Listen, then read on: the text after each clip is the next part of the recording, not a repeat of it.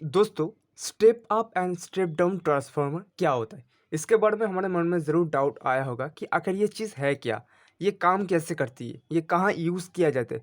तो इन सब कन्फ्यूज़न को दूर करने के लिए आज की इस वीडियो को मैं बना रहा हूँ।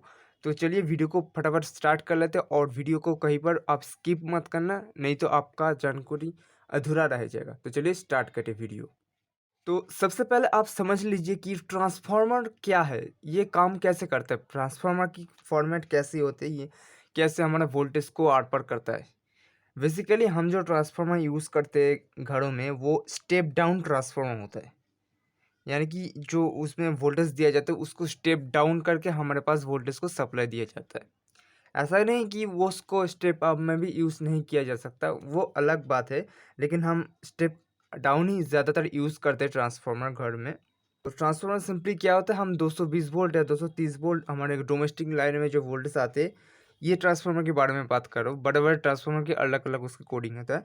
तो यहाँ पर 220 वोल्ट और 240 वोल्ट जो भी हो हम ट्रांसफार्मर देते हैं, तो वो हमारे बदले में उस ट्रांसफार्मर के जितना क्वारी है, जितना वोल्टेज उसमें फिक्स किया गया है, वो वोल्टेज हमारे आर पार करता है, यानी कि पास करता है आउटपुट में उतने वोल्टेज, या 12 वोल्ट हो उसका, या 18 वोल्ट हो, या 20 वोल्ट हो, जितना वोल्ट हो वो हमारा आर पार कर देता है उसको, यानी कि उसको आउटपुट करता है हमारा। ऐसा नहीं कि उस ट्रांसफार्मर से दूसरे वोल्टेज का आउटपुट नहीं करा जा सकता। ऐसा कुछ बात नहीं है, वो करा जा सकता है, वो अलग फॉर्मेट होता है। यानी कि ट्रांसफार्मर के वाइंडिंग के ऊपर निर्भर करता है कि कितने वोल्टेज उसमें से आउटपुट होगा।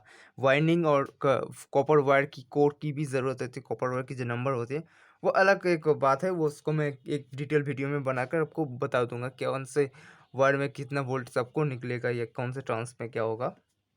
तो आज के इस वीडियो में हम जो बात कर रहे हैं स्टेप डाउन और स्टेप अप ट्रांसफार्मर के ऊपर है बेसिकली। तो अब हम आते हैं कि ये ट्रांसफार्मर कैसे बना होता है, यानी कि इसमें कितना वायर लगाते हैं, यानी कितने वाइंडिंग होते हैं। इसमें ज़्यादातर दो वाइंडिंग आते हैं, यानी प्राइमरी सेक्शन की और एक सेकेंडरी सेक्शन की वाइंडिंग आती है। इसका जो डायग्राम है यानी कि सिंबल है, मैं पहले ऐसे ड्रॉ कर लेता हूँ फिर आपको समझाता हूँ। मान लीजिए यहाँ पर मैंने ड्रॉ कर लिया, यहाँ पर कुछ लोहे की पत्ती रहते हैं। ये जो ट्रांसफार्मर है, यहाँ पर दोनों सेक्शन रहता है, मैंने बताया एक प्राइमरी एक सेकेंडरी। जो प्राइमरी सेक्शन है वहाँ पर हम 220 वोल्ट इनपुट देते हैं, ये हमारा प्राइमरी सेक्शन है, मैंने दिखाया यहाँ पर, ये हमारा प्राइमरी है। यहाँ पर हम 220 वोल्ट इनपुट देते हैं, बदले में यहाँ पर मान लीजिए मैं 12 वोल्ट ही बोल रहा हूँ, 12 वोल्ट ये आउटपुट करता है। ये 12 वोल्ट आउटपुट करता है, ये हमारा एसी में आउटपुट होता है, ये कभी डीसी नहीं होती। डीसी बनाने के लिए हमको रेक्टिफायर बनानी होती है, ये कभी डीसी नहीं होती है, सिंपली एसी में बाहर निकलती है, जितना वोल्टेज को उसमें रिक्वायर्ड है वो करता है। सिंपली स्टेप डाउन का यही फॉर्मेट होता है करने का। और हाँ, एक बात, ये जो ट्रांसफार्मर होता है ये इंटरनली कोई कनेक्टेड नहीं होता, ये अलग अलग एक कॉयल होता है। यानी कि प्राइमरी जो वाइंडिंग है ये एक कॉयल है और सेकेंडरी वाइंडिंग जो एक कॉयल है, इन दोनों में कोई संपर्क नहीं होता, सिर्फ इसमें मैग्नेटिक फील्ड से संपर्क होता है। जब इसमें हम पावर देते हैं, इसमें मैग्नेट क्रिएट होता है, इसके मैग्नेट क्रिएट होने के बाद ये दूसरे सेक्शन में उसका वोल्टेज ट्रांसफ़र कर देता है। और ये इसमें जो लोहे की पत्ती लगाए ना, ये जो लोहा है, और यहाँ पर इससे नहीं समझेंगे, ये जो लोहे की बड़ी बड़ी पत्ती है, ये पत्ती हमारा मैग्नेट को क्रिएट करता है। अगर ये पत्ती नहीं हुआ तो आपका ट्रांसफार्मर जल जाएगा, ऐसा होता है। ये पत्ती से हमारा बहुत सारा पत्ती लगा हुआ है इसमें, ये पत्ती से हमारा वो मैग्नेट क्रिएट होकर दूसरे सेक्शन में हमारा मैंने, यानी कि वो बेसिकली क्रिएट करने में मदद करती है। ये जो अंदर की वाइंड ये पत्ती यहाँ पर सिर्फ यहाँ पर लगा होता है। जो अगर मैं यहाँ पर छोटे से आपको दिखाऊँ तो ये मान लीजिए ये ट्रांसफार्मर है। ट्रांसफार्मर में यहाँ पर ये जो इसका जो पत्ती होता है ये कुछ ऐसे दिखता है, यानी कि कुछ ऐसे आते हैं, ऐसे करके ऐसे ऐसे होता है, कुछ ऐसे पत्ती आते हैं, ऐसे दोनों तरफ करके हम लगा दिए जाते हैं। यानी कि आप जब किसी पुराने ट्रांसफार्मर को आप खोलेंगे तो ऐसे कुछ दिखेंगे, ऐसे पत्ती इसको जोड़ा जाता है और यहाँ पर बीच में और कुछ पत्ती आती है, यहाँ पर लगा दिए जाते हैं। तो ये जो पत्ती यहाँ पर आपस में जोड़ जा रहा है, ये जोड़ने के बाद और यहाँ पर हमारा कॉयल लगा होता है, सिंपली यहाँ पर हमारा कॉयल होता है।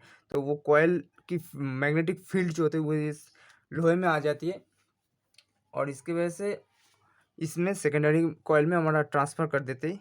अगर आप किसी ट्रांसफार्मर को खोलेंगे तो आप जल्दी से समझ जाएंगे, मैं इतनी बात यहाँ पर नहीं कर रहा हूँ। तो सिंपली यही स्टेप डाउन ट्रांसफार्मर का काम होता है।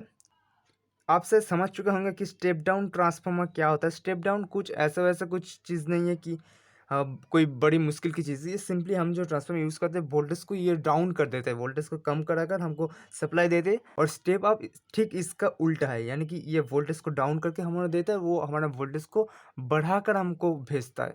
स्टेप डाउन ट्रांसफार्मर में हम देखा है कि 220 वोल्ट हम इसमें इनपुट दिया और ये बदले में हमारे 12 वोल्ट, 18 वोल्ट, 27 वोल्ट, 50 वोल्ट जितने भी वोल्ट यहाँ पर है वो हमारे बाहर निकलता है। आपके मन में कोई डाउट था तो शायद क्लियर हो चुका होगा। स्टेप डाउन के ऊपर कोई डाउट है तो मुझको ज़रूर बताइए।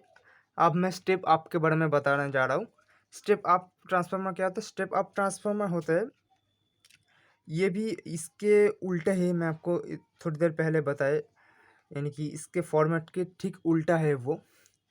तो उसमें क्या होता है, कम वोल्टेज इनपुट देते हैं। कम वोल्टेज इनपुट देने के बाद वो हमारा ज़्यादा वोल्टेज आउटपुट करता है। सिंपली मैं यहाँ पर डायग्राम समझाऊँ तो हम इसमें मान लीजिए 12 वोल्ट ही इनपुट देते, 12 वोल्ट एसी में ही इनपुट देते, तो ये हमारा बदले में 220 वोल्टेज आउटपुट कर सकता है। तो ये जो ट्रांसफार्मर होता है ये ज़्यादातर हम यूज़ नहीं करते। ये ज़्यादातर जहाँ हमारा बिजली बनता है वहाँ से होकर आता है, यानी कि वो जब हमारे डोमेस्टिक लाइनों में आते हैं तो आते आते उसका वोल्टेज कम हो जाता है, इसीलिए वहाँ पर एक स्ट्रिप अप ट्रांसफार्मर यूज़ किया जाता है। ज़्यादातर स्ट्रिप अप ट्रांसफार्मर वहाँ ही यूज़ होता है, क्योंकि वहाँ पर वोल्टेज कम होने की वजह से हमारे पास वोल्टेज नहीं आ पाएगा, प्रॉपर वोल्टेज नहीं आ पाएगा। तो बीच बीच में अगर स्टेप अप ट्रांसफार्मर यूज़ किया तो उसको वोल्टेज को बूस्ट कर देगा, यानी कि कम वोल्टेज से ज़्यादा वोल्टेज कर देगा। मैं यहाँ पर बताया कम वोल्टेज से ज़्यादा वोल्टेज कर देता है वो। लेकिन इसमें एक कमी है कि ये जब इसका वोल्टेज को बूस्ट करता है लेकिन इसका एम्पेयर बहुत कम हो जाता है, ये एक समस्या है इसका।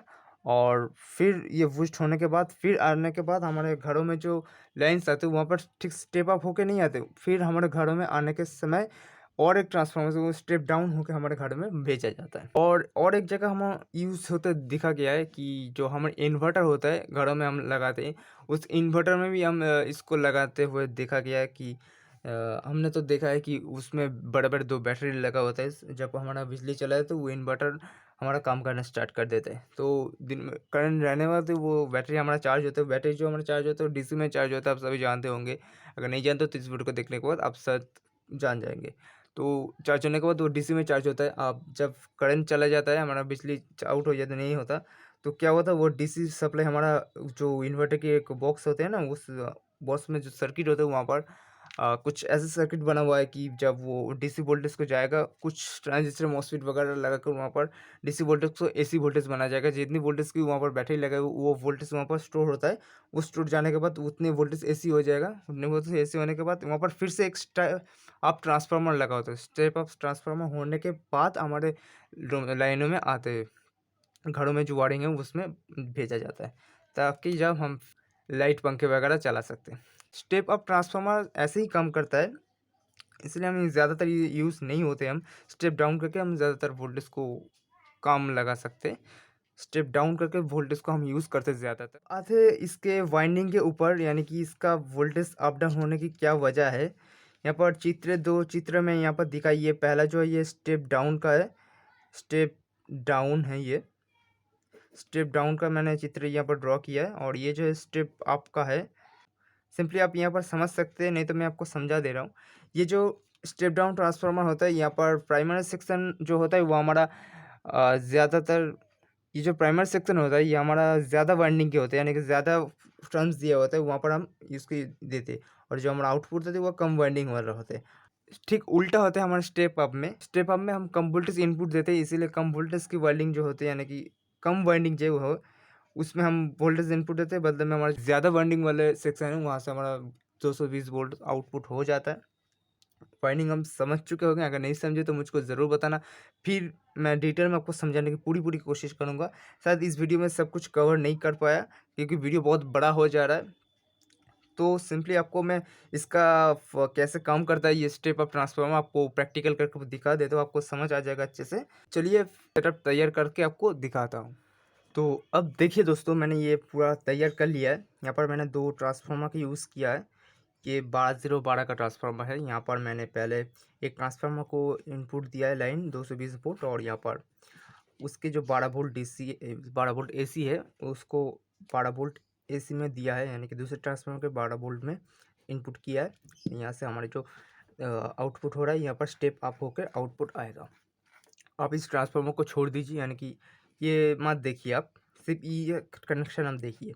12 वोल्ट एसी आपका आया, इसमें गया, और उसके बदले में ये हमारा 220 वोल्ट एसी हमारा इसमें से बाहर निकलेगा। यहाँ पर एक होल्डर लगाया है, आपको टेस्ट करके दिखा देता हूँ ये कैसा काम कर रहा है। ये यहाँ पर मैं ये लाइट लगा लेता हूँ, ये ग्लो करता है कैसे, देखिए देखिए आसानी से चल पड़ा है इसमें, यानी कि ये स्टेप अप होके इसमें हमारा करंट फ्लो कर रहा है, अच्छे से करंट दे रहा है हमारे यहाँ पर। और ये हाई वोल्टेज है, यानी कि यहाँ पर कोई आप टच मत कीजिए, आपको बहुत ज़्यादा शॉक लग सकता है, इसको ध्यान रखिए। तो आई होप दोस्तों आपको ये वीडियो पसंद आया और आप समझ चुके होंगे कि कैसे मैं बता रहा था कि स्टेप अप होके कैसे करंट होता है या स्टेप डाउन क्या होता है।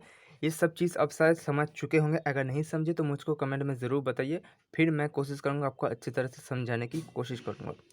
तो आज के लिए वीडियो बस इतना ही। वीडियो पसंद आए तो लाइक कर दीजिए, चैनल में नए तो चैनल को सब्सक्राइब कीजिए और पास में बेल आइकन कॉल में ज़रूर प्रेस करिए। तो चलिए मिलते हैं नेक्स्ट वीडियो में, तब तक के लिए टेक केयर।